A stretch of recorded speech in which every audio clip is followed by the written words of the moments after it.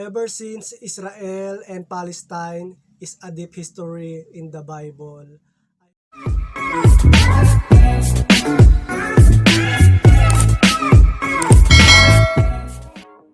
Hello guys, mabuhay and welcome to my YouTube channel. My name is Rams Ataga and for today's video, I'm going to make a reaction the Geography Now Israel. Guys, let's us watch the country of Israel and learn about their culture and their progressive economy. Guys, Israel is a very progressive country and very high-tech technology. Let's listen and learn about their country because this is very educational, guys. And before we start, please don't forget to subscribe to my YouTube channel and click the bell button so you are always updated in my reaction video. Okay guys, without further ado, let's get started. Alright, this is going to be the most controversial video I've ever made. Even saying the word Israel will ignite an onslaught of tense debates between multiple people groups. No matter what I say in this video, somebody will get mad on either side of the argument when it comes to Israel's current place held in today's world. I am not Israeli, I am not Arab, and I am definitely not claiming to be your go-to authority when it comes to Israel and Palestine issues. All I can say is I have contacted many of you guys, the Israeli and Palestinian subscribers, for help with this video. I've conglomerated all the information I could based off of what you said and added it with my research. I will try to make this video as plain and objective as I possibly can based off of the data, but it's not easy and it won't be perfect, but I will try. So without further ado, let's begin.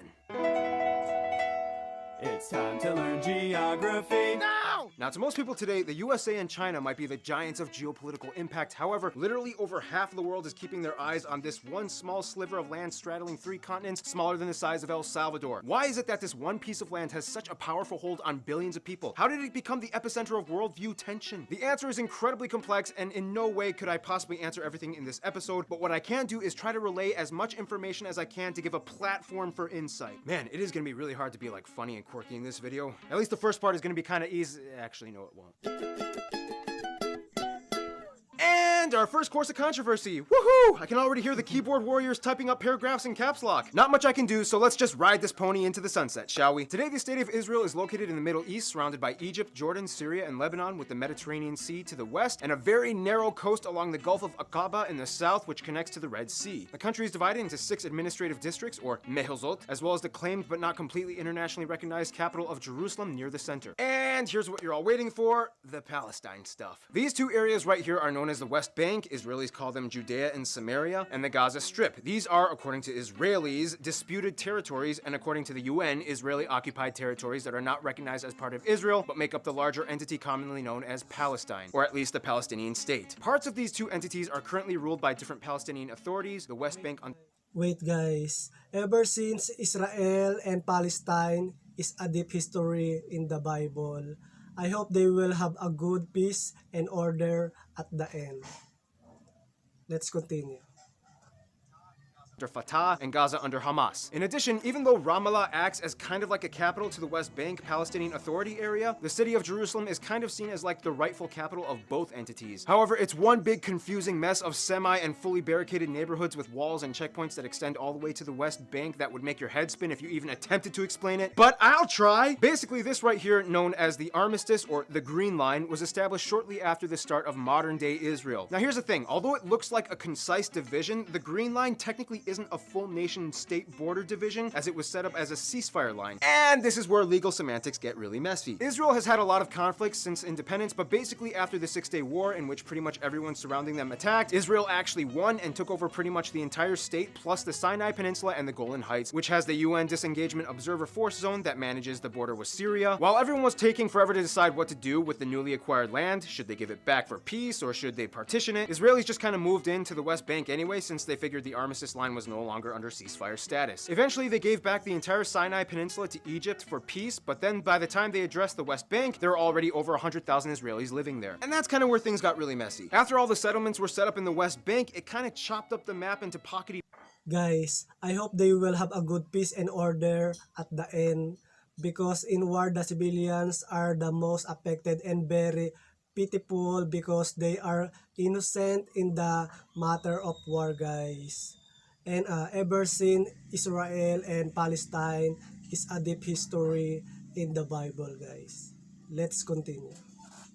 Palestinian neighborhood islands. These areas are kind of divided into three separate types of divisions established by the Oslo Accords in the 90s, areas A, B, and C. Type A makes up about 18% of the West Bank, but with the largest populations, classified as being under full control of the Palestinian Authority. Type B, about 22% of the land, is under Palestinian civil authority, but under Israeli security control. Finally, area C, which makes up about 60% of the land, is the mostly uninhabited area of the West Bank, which is pretty much under Israeli control, and Palestinians must obtain a permit to build there, although getting a permit is pretty difficult. This is where most of the Israeli settlements are, and about 5% of Israel's population lives with about 500,000 Israeli citizens. But the biggest issue, finally, Jerusalem. Why is Jerusalem so important? First of all, Jerusalem was completely annexed after the Six-Day War, even though it was split previously by the Green Line. They tried to establish a very carefully structured, religiously sensitive format that allowed the three major religions to kind of each grab at Jerusalem, giving pre-1967 Arab residents in East Jerusalem and their descendants permanent residency status and the ability to apply for citizenship. However, to this day, the move is still not well received, and the majority of UN member states do not exactly recognize the annexation, as most of them believe that Jerusalem should be under international status. And in terms of why everyone makes such a huge fuss over Jerusalem, well, in the shortest way I can answer this, it contains the holiest site to Jews and the third holiest in Islam, the Temple Mount. What is the Temple Mount? Well, according to what we know from ancient recorded history from both internal and external sources, this place was the claimed site of the first and second Jewish temples thousands of years ago, until it was destroyed by the Babylonians first and then rebuilt only to be again destroyed by the Romans. Then it was made into a temple for the god of Jupiter until the Umayyads came in the 7th century AD and built the Dome of the Rock, which is a shrine, not a mosque, the Dome of the Chains, which is a prayer house, not a shrine, and the Al-Aqsa Mosque, which is a mosque. To the Jewish community, the dream is to one day rebuild the Jewish temple a third time on the Temple Mount, but yeah, unless something absolutely insane and globally unprecedented happened, the Muslims would probably never let that happen. And then you get into the Bible and the prophecies. It's very complicated. This episode is so complex. What have I gotten myself into? Okay, so that kind of covers most of the administrative confusion, I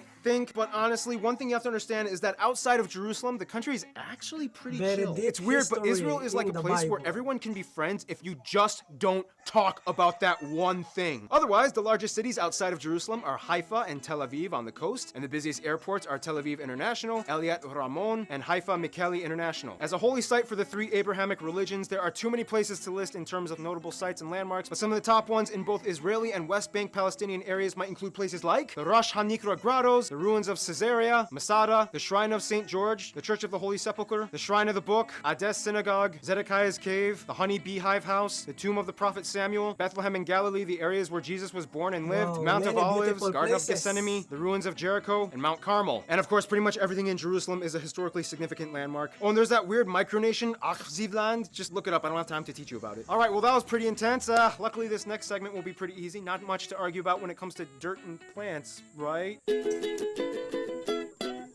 Former Prime Minister Golda Meir once jokingly said, "Let me tell you something we Israelis have against Moses. He took us 40 years through the desert only to bring us to the one spot in the Middle East that has no oil." First of all, Israel is located in the region of the Middle East known as the Levant, or a strip of land bordering the coast of the Mediterranean. Wait guys, the history of Israel is very interesting guys, and many beautiful places of Israel. Guys, Israel is a very modern country and many source of income. Let's continue. Known for having its unique semi-arid lush zones that harbors various types of flora and fauna. The country is divided into four main physical geographic regions: the coastal plains, where about 3/4 of the country lives, the central or Judean hills, mostly located in the north and west bank Palestinian regions. Then there's the Negev desert in the south, and the Jordan Rift Valley, which surrounds the longest river in the country, the Jordan, that pretty much makes up Israel's entire eastern border. The tallest mountain is located in the disputed Golan Heights area, being Mount Hermon. Otherwise, within the Green Line, Mount Meron in the North District would be the tallest as well. The interesting thing is that the entire Jordan River pretty much is a byproduct of being located on the Dead Sea Transform Fault System, which lies right where the African and Arabian tectonic plates meet. This means that Israel sometimes is subject to earthquakes, potentially destructive ones, on average about every 80 years. Right at the end of the Jordan River lies the Dead Sea, the lowest point on Earth at over 420 meters below sea level. Rainfall is rare between May and September, which means water can be scarce. To combat this, Israel created a unique drip irrigation system in which water directly goes to the roots of plants with little evaporation. To this day, Israel has the highest percentage percentage of recycled water usage, solar power per capita, and the highest density of eco-friendly companies. It came with a lot of difficulties though. They had to drain the swamps and replace them with citrus trees, terrace and spray the land, and change the irrigation canal flows to disrupt mosquito breeding patterns. After 20 years, the country officially became malaria-free. Even animals have seen a breeding resurgence, such as the Nubian ibex, oryxes, green toads, and the national animal, the hoopoe bird. Israelis might say that much of this agricultural innovation is attributed to the kibbutz program. It's hard to explain exactly what a kibbutz is. It's like a program that pulls all labor and resources together for the sake of social and economic flourishing. It's kind of like a hippie commune, but without the hippies or drum circles and crystals, and it has like actual government-funded motivation. Actually, now that I think about it, it's kind of like the anti-hippie commune. Anyway, not all Jews are kosher, but the ones that are avoid anything with pork, and Israel actually has the highest percentage of vegans per capita at around 5%. Nonetheless, Israel's economy is more heavily based on free enterprise and entrepreneurship, as well as the science and medical sectors. To this day, over 4,000 tech companies and over 80 of the 500 largest tech companies in the world have subsidiaries in Israel. With limited space for Guys, Israel very progressive country and very high-tech technology, very powerful country guys, Israel, and many beautiful places. Let's continue. agriculture and industry jobs, they realized, oh shoot, we kind of have to like make money off of ideas. But what's a great way to grow revenue without having to take up much space? Research and programming! Today, Israel has one of the best environments for entrepreneurial capital in the world since venture capital investments rose from 20 to over 500 in the 90s. Tel Aviv ranks as the second most important technological center in the world after Silicon Valley and has the third most companies listed on the NASDAQ after the US and China. Your iPhone hardware, Google's innovations, Intel microchips, all these things have some correlation to Israel's tech sector. In addition, they are the 34th largest economy in the world by nominal gross domestic product as of 2016. This means amidst the controversy, Israel kind of moves forward in tech innovation. And that brings us to the climax of this entire episode. Who are the people living here and what is the story behind them? Here we go.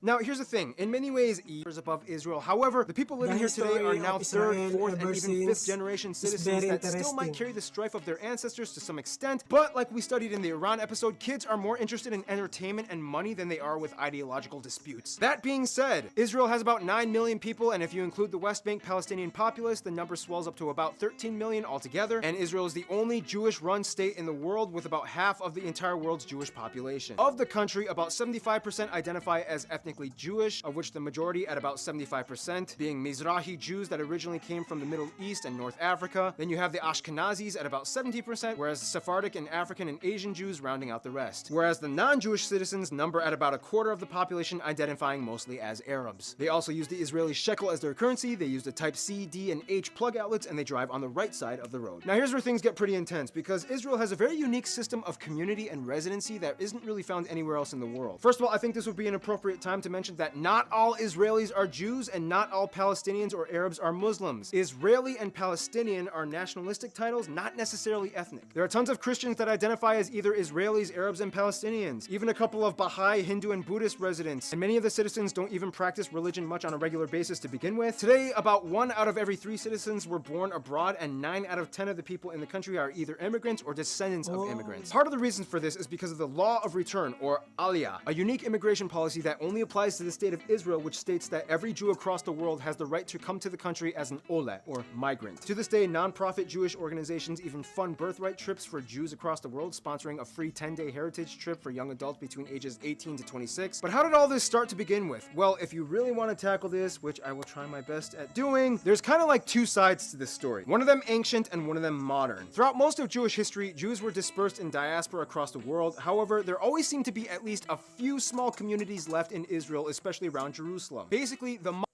Wait guys, the country of Israel has a very nice ambience and the people there are very kind and polite, and they also many source of income and very high-tech technology.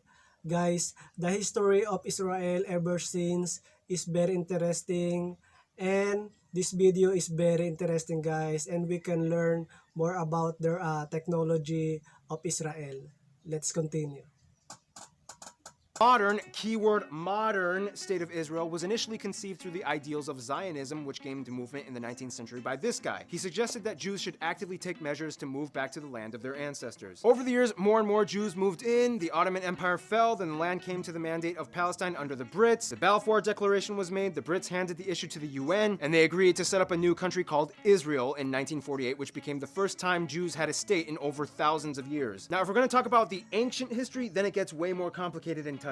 What we do know about this area is that in the past, it was ruled by multiple kingdoms, empires, and regional powers. However, like mentioned before, we do have historical data that tells us that there was an ancient Jewish inhabitation period in this place. There are some debates on the exact legitimacy of historical claims made on both sides, but contemporary historians, both religious and secular, do agree that there was at least for sure a first kingdom of Israel that existed somewhere around 900 to 1000 BC, as it was taken over by the Neo-Assyrians and then the Babylonians, as recorded by the Babylonian chronicles that match up with the claims made in the Tanakh, or the Old Testament of the Bible. Over time, the Persians came in, and the Greeks and the Romans and the Byzantines, each of them at some point recording some kind of document about a Jewish populace inhabiting this area. Again, these are outside, non-Jewish ancient sources matching up the claims that modern historians from all worldviews can attest to. So this is kind of the basis of where Jews make their claim towards the land of Israel being their ancestral homeland. They do kind of have a historical tie. Nonetheless, of course, that doesn't excuse the fact that during all the years of diaspora, numerous other people groups have moved in and grew generations of families that have built roots and homes there as well. Let's begin. Israelis, you have been disenfranchising our people with the world's longest military occupation, illegally grabbing land and subjugating our people to squalid conditions as you cut us off from resources and basic rights and privileges. We have offered to share two-state solution peace treaties 5 times in the past with you. The Peel Commission, the 1947 UN resolution, the Arab League summit rejection of land offerings in the late 60s, the Camp David Yasser Arafat rejections of the 90s, and the 2008 Mahmoud Abbas offer rejections, and you still keep saying no. We are trying to work with you. We keep saying no because ultimately this is the land of our ancestors, and we won't accept a Jewish authority, especially one that was forced upon the region by colonial powers of Europe and further assisted by United States imperialism. Well, this was the land of our ancestors too, and far before the rise of any industrialized European power, let alone a caliphate or Islamic authority. Our prophets, even before Muhammad, a Muslim at this point would probably say peace be upon him, lived in the area as well, and the Arabs, not all Muslims, but specifically Arabs, are the descendants of Ishmael, son of Abraham, as well as the true Muslim generations that lived and populated this area. Okay, that's a theological claim that we believe you believe. However, non-Muslims have a hard time believing it, considering that there are no full Quranic texts before the time of Muhammad to affirm his statements. Sure, maybe you are descendants of Ishmael, just like we claim to be descendants of Isaac, but they took over most of Arabia, not the Levant. And to us, it seems like the Quran was just inspired off of stories from the Torah, Tanakh, and New Testament in the Bible.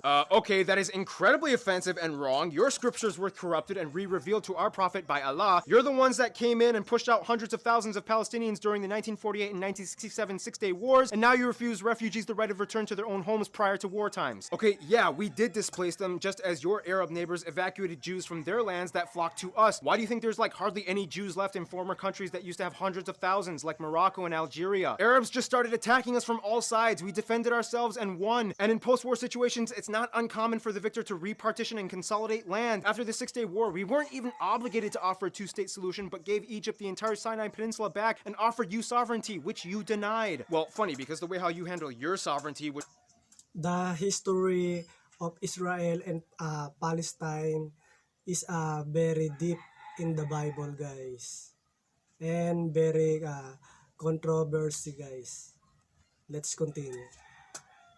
Shouldn't exist is a system that systematically oppresses us and blocked off neighborhood islands that you've created illegally and aren't even recognized by the UN. Well, what do you expect? We keep getting hostile threats and actions from literally every single person around us, and especially you. Gaza keeps shooting rockets to the point where we had to build that Iron Dome defense system. You've launched 2 antifadas against us with suicide bombers. Palestinians can enter our land through checkpoints, but Israelis are almost dead meat if they even try to enter your neighborhoods. Yeah, except your military, which, by the way, your military has killed thousands of our people in the process, including children. Your people have killed our people in the process, including children. Yeah, well, you've killed way more. You keep responding with a lack of cooperation and aggression. What do you want us to do? Just put down all our weapons and say, okay, we trust you? What would happen to us Jews if you took over? Do you really think we would be treated with equal rights and dignity in a Palestinian-run state? In a perfect world, we would ideally like you to just peacefully leave and return everything back to us the way it was prior to the British Mandate times. Maybe some of you can stay, but the whole nation would have to be run by Palestinians. No, we have a historical right to live here too. The UN at least acknowledges that. We've built up so much, and even though it's kind of messy, we're still doing doing a good job considering our quality of life. Ha! Yeah, your quality of life. Once again, treaties denied. We don't settle for your propositions. Guys, let's just chill out a little bit, okay? Here, I brought some bacon. Everybody loves bacon. You want some bacon? That's not kosher. That's not halal. Get that away from me. It's turkey bacon. Oh, okay.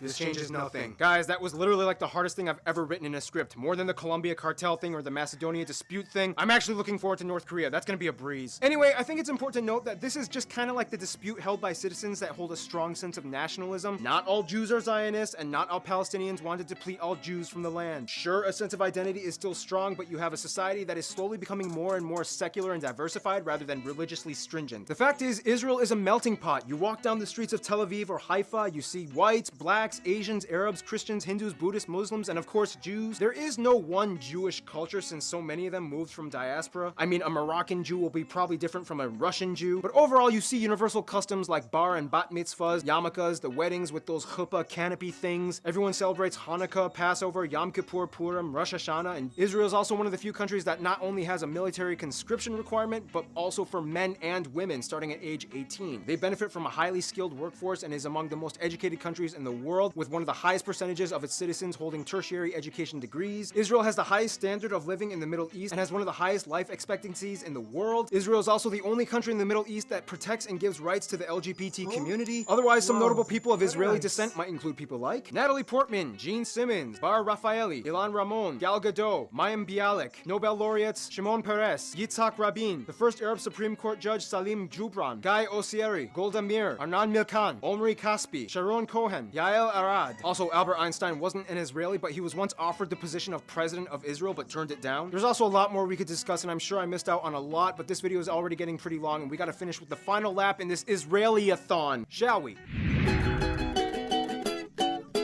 Well, we've reached the last and final leg of this journey. Israel knows that it has a lot of tension daily, so in the half-past century, it's worked on kind of building up whatever diplomatic ties it could. First of all, India. Israelis love to travel there after finishing their army service, and President Modi was the first Indian premier to have visited Israel for a diplomacy talk. The two countries like to work side by side, especially on issues regarding the Middle East conflicts. In Europe, Germany and France and Russia seem to be the closest, as the largest number of Ashkenazi Jews migrated from these places. Many still speak the languages of their respective former homelands. Egypt and Jordan are the only two countries in the Middle East that have begrudgingly reluctant diplomatic relations with Israel after signing peace treaties in 1979 and 1994. However, overall, most Egyptians and Jordanians consider it an on-paper only relationship and otherwise have generally unfavorable views of Israel. Turkic Muslim countries, however, like Kazakhstan, Uzbekistan, and Turkey, all have diplomatic ties and embassies, mostly in Tel Aviv. Turkey was actually the first Muslim-majority country to recognize Israel's statehood, and even though recently there has been a little bit of political strife, the two still do business and trade like regular. But out of all of them, Azerbaijan is probably the closest. Not only do they have great trade and business and technology and oil and gas, but many Azeri Jews have either migrated or visit their families back in Azerbaijan annually. Nonetheless, no surprise, the USA is probably the closest friend. The USA has played a key role in the development and maintenance of Israel. The US has the second highest Jewish population after Israel. Many Jewish Americans have moved to Israel and have dual citizenship, and they cooperate on almost every level of business, military, and trade. In conclusion, over half the world seems to have an opinion about this small sliver of land that seems to have more drama than you can imagine. There is no quick solution to any of the issues currently at stake, and nobody knows exactly what the future is going to look like. Again, I'm not one to speak authoritatively on any of these issues, but what I can say is that listening, even if it goes against the core of your carnal urges not to, listening is an incredibly powerful thing. We should all start listening. Stay tuned!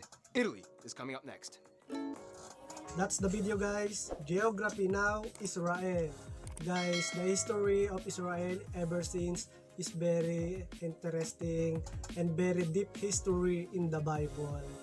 The country of Israel has a very nice ambience, and the people there are very kind, and their progressive economy and very high-tech technology, guys, very modern, many beautiful places in Israel. So guys, that it's for today's video, and if you like my reaction, just give me a thumbs up and don't forget to subscribe. So guys, this is me, Ram Satagak. See you again in my next reaction video. Thank you for watching.